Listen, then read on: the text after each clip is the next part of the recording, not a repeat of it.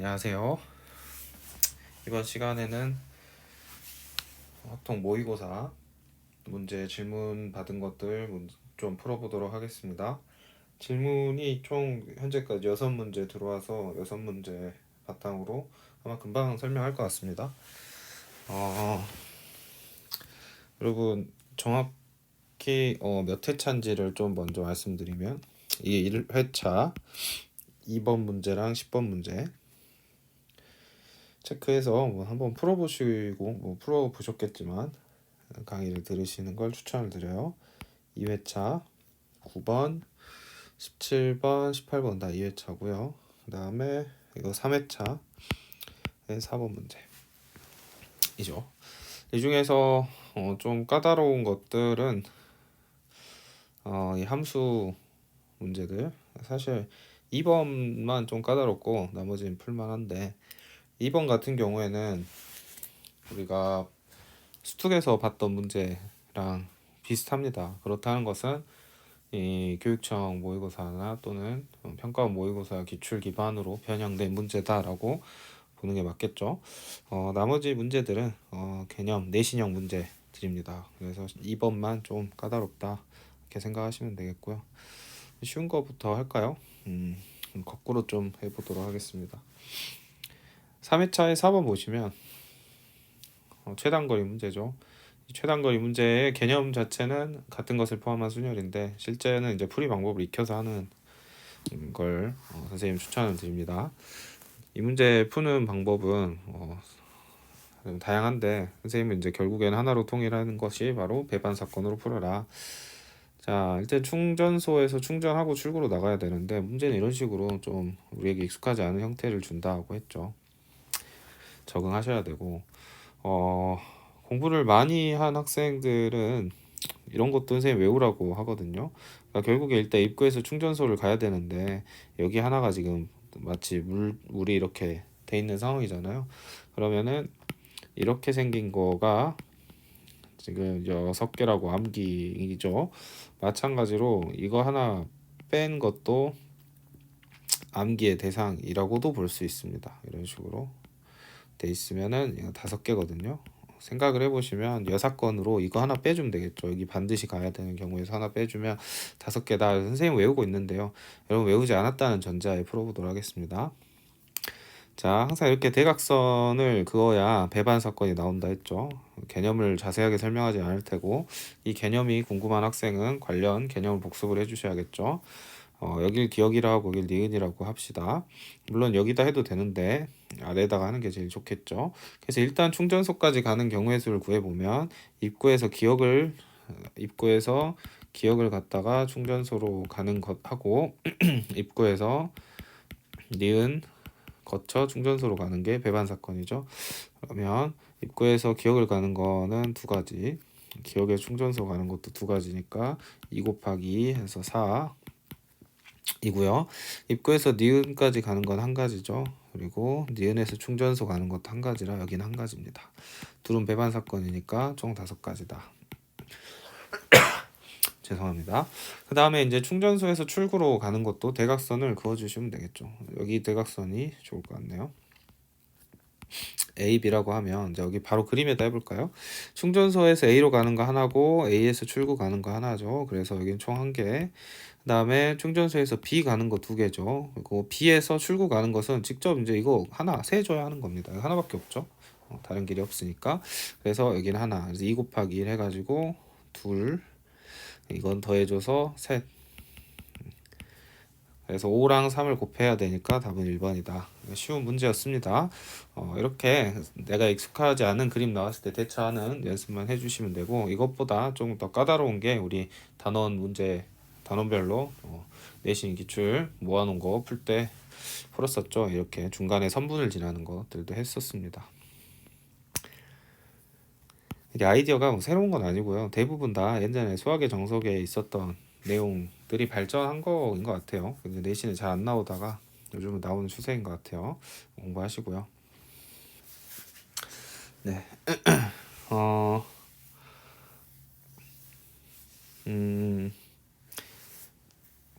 18번 볼까요? 18번 보시면 지금 빨간 공 4개가 있고 파란 공 2개가 들어있는 상자 A가 있다. A라는 상자를 한번 상상해 보시고 상자 A에서 동시에 공 3개를 꺼내. 자, A에서 6개 있는데 6개 중에서 3개를 꺼내 빈 상자 B에 넣은 다음 그러면 이제 처음에 A에 6개 있었는데 이제 B에 3개 3개 이렇게 있겠죠. 6개 있었다가 3개 여기는 3개가 생겼습니다. 빵개에서 3개라고 할까요? 다시 상자 B에서 공 1개를 꺼냈어요. 공 하나를 꺼냈습니다.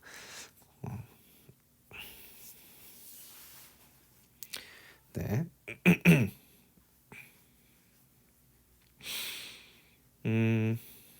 잠시만요. 18번 문제는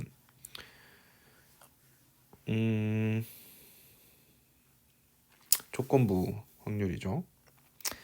그래서 이걸 이 문제는 조건부 확률이다. 어때? 했으니까 시험 범위가 아닙니다. 승주만 시험 범위인데 승주 따로 질문하면 선생님이 설명해 드리는 걸로 하죠. 그리고 승주가 질문했었던가? 한번 확인하겠습니다. 승주가 했었을 수도 있으니까. 아니네요. 조건부 확률이니까요. 제게 제외하도록 하겠습니다.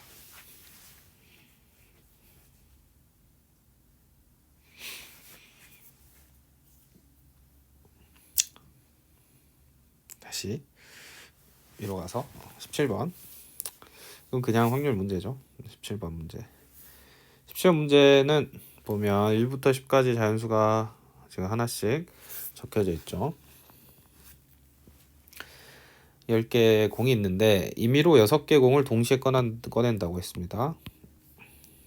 6개 공을 동시에 꺼낸다. 자연수가 연속돼서 들어있는 게 최대 4개이다. 선생님이 이런 거 보면 한 예시를 하나 써보거든요. 예를 들어 1, 2, 3, 4 이게 포함돼 있었다. 근데 5가 있으면 안 되겠죠. 그러면 이제 5개니까 뭐 6, 7 뭐 이렇게 생겼겠다. 예시를 들어볼 수 있겠죠. 또는 뭐 어떻게 생겼을까요? 뭐 2, 3 그다음에 7, 8, 9, 10 이런 식으로 생겨. 사실 여기까지만 써줘도 충분한데 이제 문제에서 혹시 여러분이 오해를 할까봐 예시를 들어주고 있습니다. 예를 들어 해서 읽어보면 이제 예시 하나가 나오고 그 다음 그 아래 최대 3개인 경우는 안 된다. 그 예시도 들어주고 있죠. 그래서 반드시 4개가 연달아 있는 경우만 사건 A라고 하는구나 라고 말하고 있습니다. 확률을 물었으니까 전체 사건부터 먼저 구해놓으면 전체 사건은 10개 중에서 6개를 뽑는 거죠. 그리고 이제 A라는 사건을 봤을 때 이 문제는 배반 사건으로 풀어야겠군 이라는 생각이 들어야 합니다. 왜냐면 상황이 너무 많죠. 그래서 배반 사건으로 상황을 정리해줘야 돼 해서 차근히 생각을 해주는 거예요. 여러분 생각을 해볼까요? 첫 번째 여러분 1부터 4까지 들어있고 항상 안 되는 것까지 해줘야 돼요. 5는 들어있으면 안 돼요. 그리고 나서 아무거나 이제 2개가 오면 되겠죠. 이게 배반 사건 하나.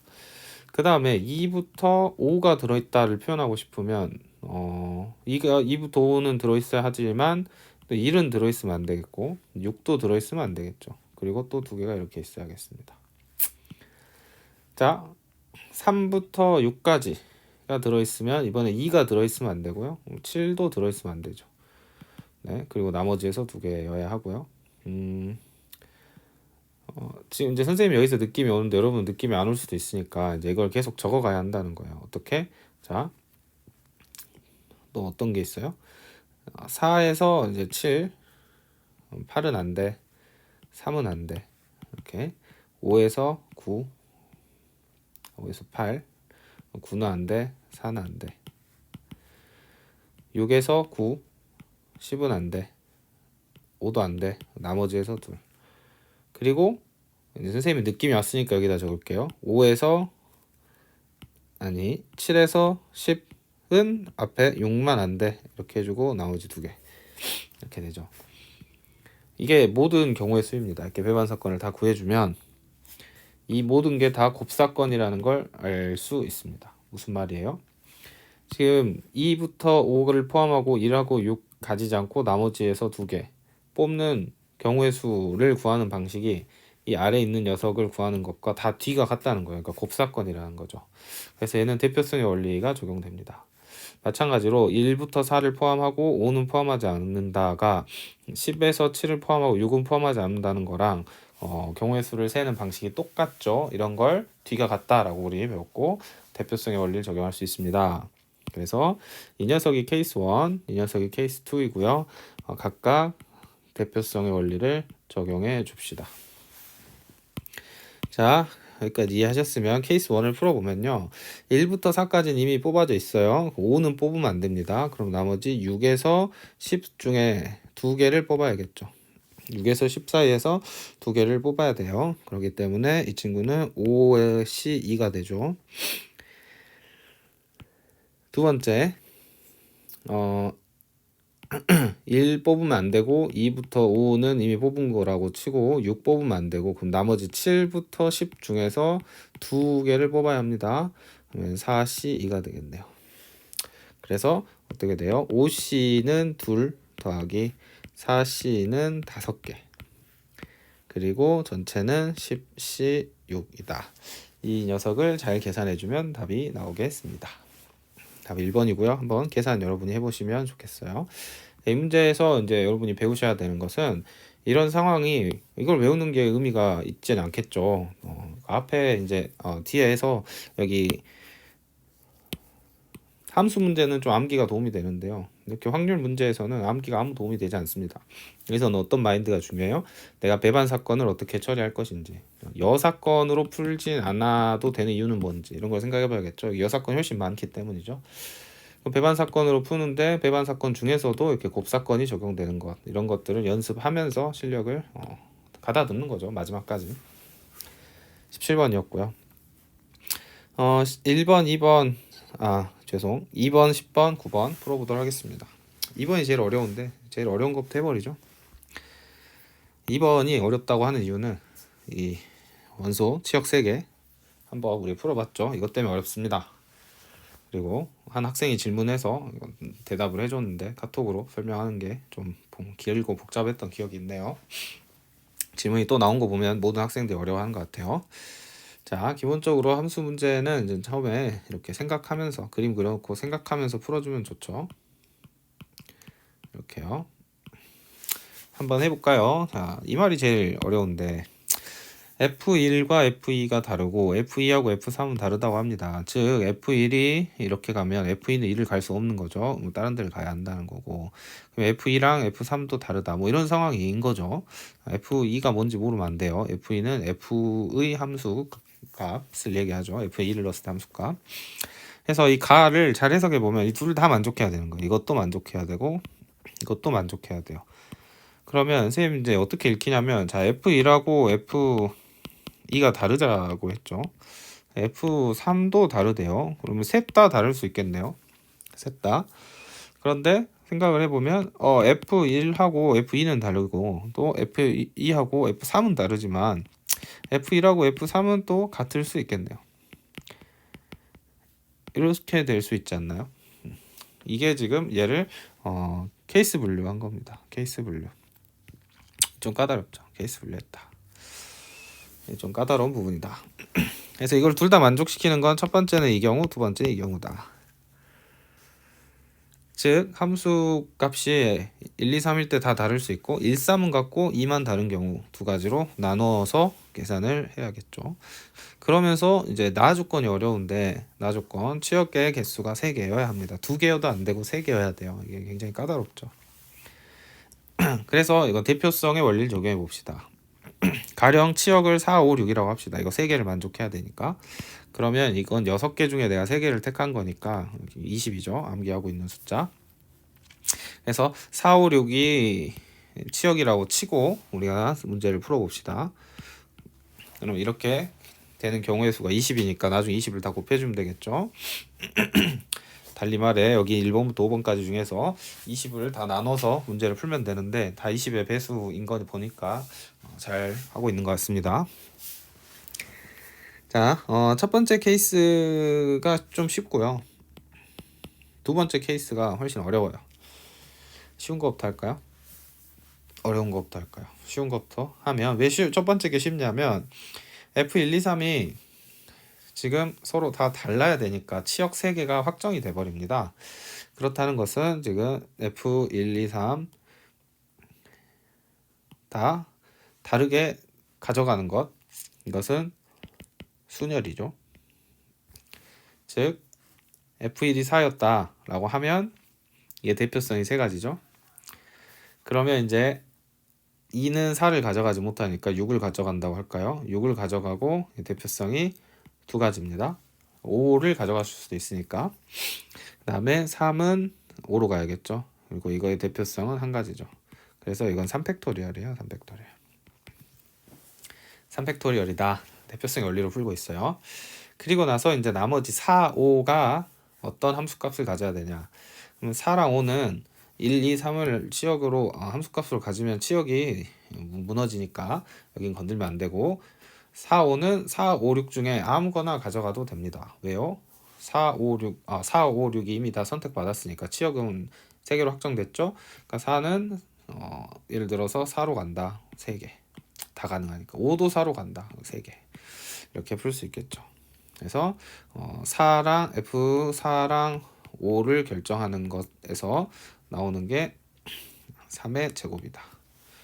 이렇게 보시면 되겠습니다. 자, 중요한 과정, 중간 과정에 동그라미 쳐놓고요. 그래서 6 곱하기 9, 6, 9, 54가 되겠죠.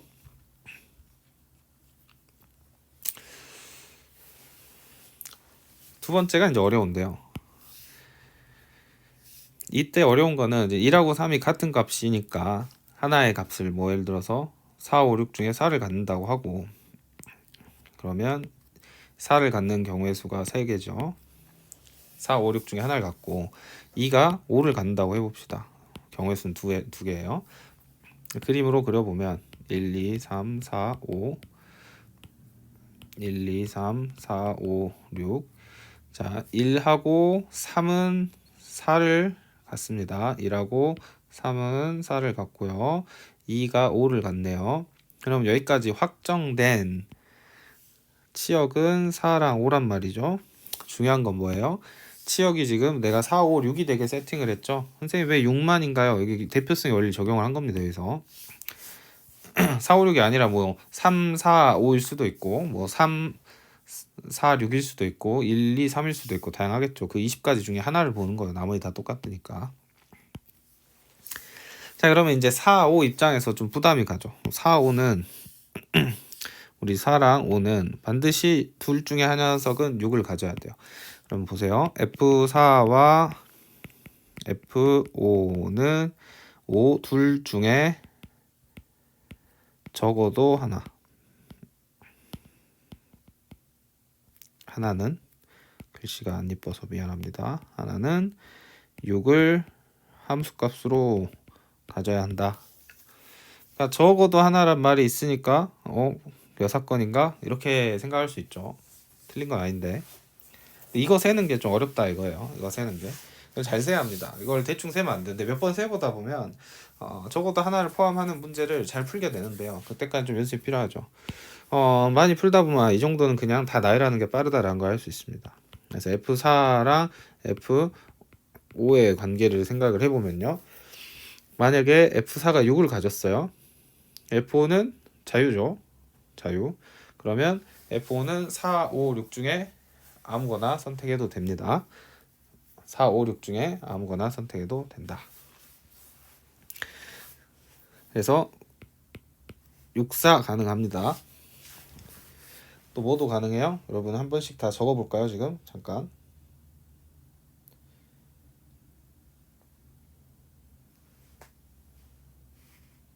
다 해보셨나요? 이게 몇 개 안 되니까 직접 세는 게 빠르거든요.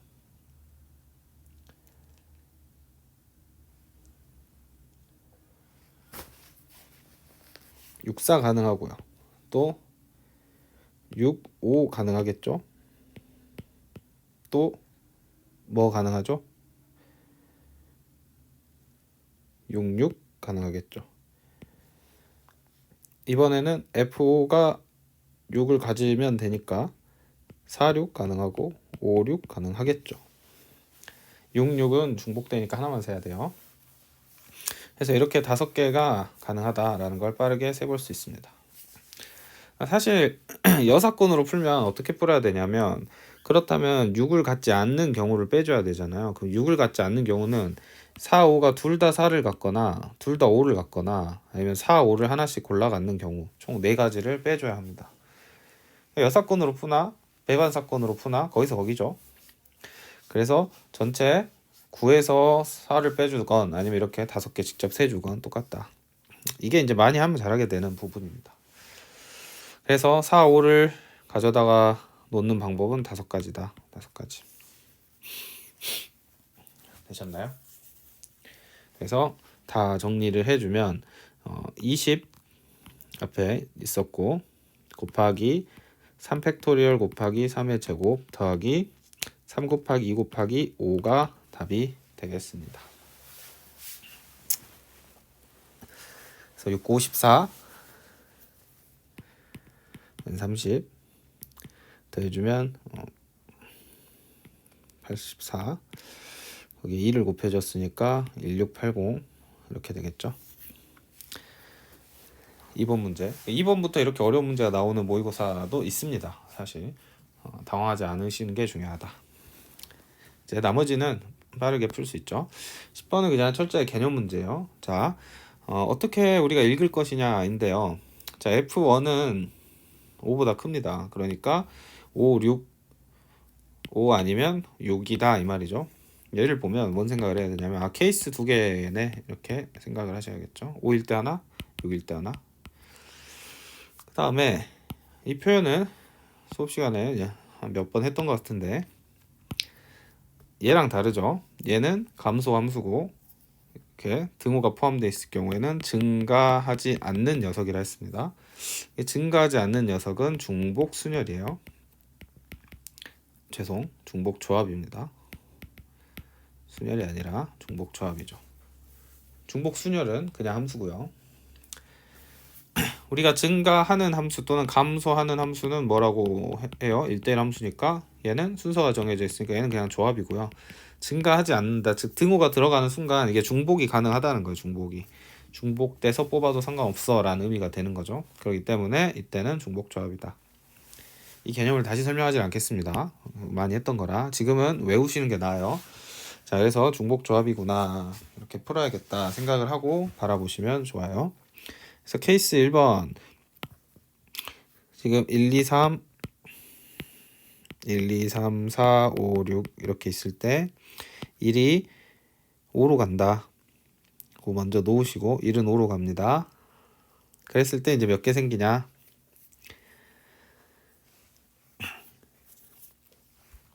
여기서 중복 조합을 만들어 줘야겠죠. 중복 조합을 만들어 주려면 나머지 2, 3은 증가하지 않아야 하니까 여기서 결정해야겠죠. 1, 2, 3, 4, 5에서요. 다시 증가하지 않는다는 건 2랑 3으로 갈수록 1보다 작아야 된다는 소리예요. F1보다 작거나 같아야 되니까 여기서 몇 개를 뽑아주는 거예요. 중복을 허락해서 2개를 뽑아주는 겁니다. 그래서 케이스 1은 어떻게 돼요? 5개 중에 2개를 중복으로 뽑아준다. 그러면 6C이고 15가 되겠죠. 그래서 15다. 그렇게 보시면 되고, 케이스 2 두 번째 1이 6일 때 간단하죠. 1이 6이다. 그러면 2, 3은 이번에 어떻게 돼요? 2랑 3은 1, 2, 3, 4, 5, 6 전체에서 2개를 뽑으면 되겠죠. 그래서 6H 2다. 7C2가 되고 21이죠. 그래서 이거 배반 사건이니까 두 가지를 더해 주셔야 하겠습니다. 답은 3번. 그 개념으로 잘 이해해 두세요. 이런 게 내신형 문제예요. 그냥 딱 공부했는지 물어보는 문제라는 거죠. 공부했으면 바로 푸는 거니까. 마지막 9번 문제. 자, 얘는 좀 여러분 풀어보실까요? 멈춰놓고 방금 배운 내용이 잘 적용이 되는지 해보셨다고 생각하고 풀겠습니다. 자, 똑같이 함수 문제인데 가를 보시면요. 가는 이게 훨씬 쉬운 문제예요. 왜? 1, 2, 3 따로 생각하면 돼. 4, 5 따로 생각하면 돼. 이렇게 해준 거잖아요. 앞에서부터 앞에서처럼 우리가 생각을 다 중복을 고려하지 않고 곱사건으로 풀 수 있기 때문에 가나를 따로따로 취급하는 쉬운 문제인 거죠. 가를 보면 F1은 F2보다 커요. 자, 마치 감소함수인 것 같죠? 근데 2, 3은 같다고 합니다. 이거 하나로 보세요. 2, 3은 하나예요. 공동우면체. 그냥 3은 없는 애 취급하면 됩니다. 그리고 2가 결정되면 3이 따라가면 되잖아요. 그래서 이건 하나 취급해버린다. 하나 취급하면 그냥 2가 1보다, 즉 F2가 F1보다 항상 작다. 감소함수로 해석할 수 있죠. 이제 딱 암기된 게 나와야 돼요. 감소하는 건 뭐예요? 조합이라 했어요. 제가 우리 하람이의 동생과 형님을 몇 번 불렀는지 몰라. 부분 선생님 기억나는 것만 한 5번 되니까. 조합은 뽑고 끝인데 뽑고 그 사이즈가 알아서 감소함수로 매칭이 된다. 이렇게 생각하시면 되겠어요. 조합이니까 조합으로 풀어주시면 6개 중에서 2개를 고르는 거죠. 자, 얘는 뭐예요? 이제 읽을 수 있겠죠? 증가가 아니라 감소하지 않는 거죠. 그러니까 F4랑 5의 관계에서는 감소하지 않는 거예요. 얘는 뭐라고? 중복 조합이라고. 중복 조합이고 얘는 6개 중에 중복을 허락해서 2개를 구하는 거. 21이었죠 아까. 얘가 72, 그래서 21, 얘는 15. 여기서 여러분이 조심하셔야 되는 건 얘네 곱사건입니다. 그러니까 함수에서 F1, 2, 3, 그러니까 즉 1, 2, 3에 대한 거 따로 계산하시고 4, 5에 대한 거 따로 한 거예요. 그렇다면 자연스럽게 F6은 어떻게 라고 있어야겠죠. F6은 어떻게 합니까? F6은 아무한테나 가면 돼요. 그래서 F6 말도 1한테 갔다고 하고 대표성의 원리에 의해서 6 곱해주시면 되겠습니다. 그래서 15 곱하기 21 곱하기 6 곱하면 되겠다. 이렇게 생각하시고요. 답을 내주시면 되겠습니다. 다 풀어봤죠? 질문 계속 하시고요. 질문을 뭐 언제까지 해야 될까요? 주말까지는 받도록 하겠습니다. 시험이 월요일인 학생이 있었던 것 같은데 월요일인 광덕이군요. 그러면 전날 막 몰아서 하지 마시고요.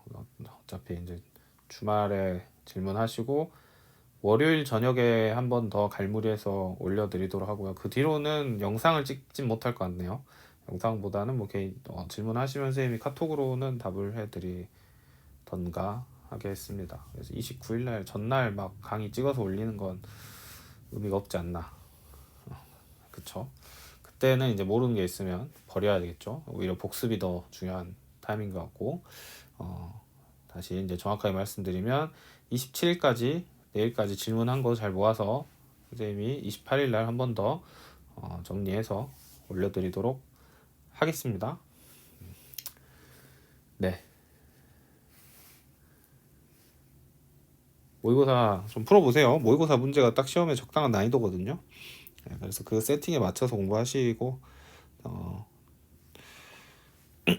배반사건 쪼개는 거 열심히 하시면 좋을 것 같습니다. 개념 잘 복습해 주세요. 네, 수고하셨습니다.